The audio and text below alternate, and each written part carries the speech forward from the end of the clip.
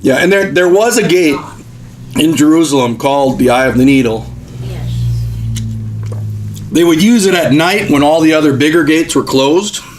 And if someone was traveling and they got there at night, but they still wanted to get in, they had to go through this gate.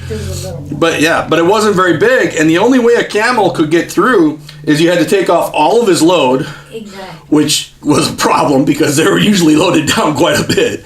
And then he'd have to basically crawl through to get through. And that's the only way he could get through. So he's actually talking about not like a needle that you sew with, but he's talking about something they would understand in their day. And I mean, it's very hard for that camel to go through that. But he could do it.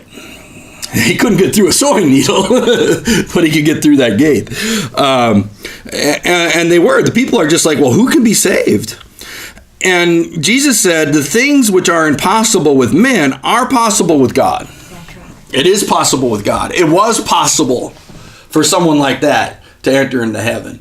I think of the other leader, and what we were looking at in Mark, where he comes to Jesus and he's like, what do we do to turn or what's the greatest commandment? And Jesus is like, love God, love your neighbor. And he answers them. He's like, you're right, because that's more important than all burnt offering and sacrifices. And Jesus is like, oh, you're right there. You're almost there to the kingdom of heaven, and never makes that last step. And here's the hard thing with the kingdom of heaven. Here's the hard thing with storing up treasures, not in this world, but in the world to come. Well, you don't see them, for one. It takes sacrifice for another. And most people around you aren't interested in that. And so it's hard sometimes to do that.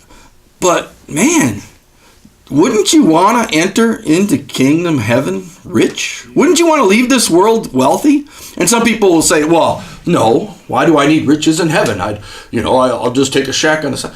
Don't you understand all that Jesus did for us? Yes. That we would have an opportunity to enter into heaven with riches that we could then lay at his feet and as a thank you? Something small. I mean, I don't care if it's mountains of gold.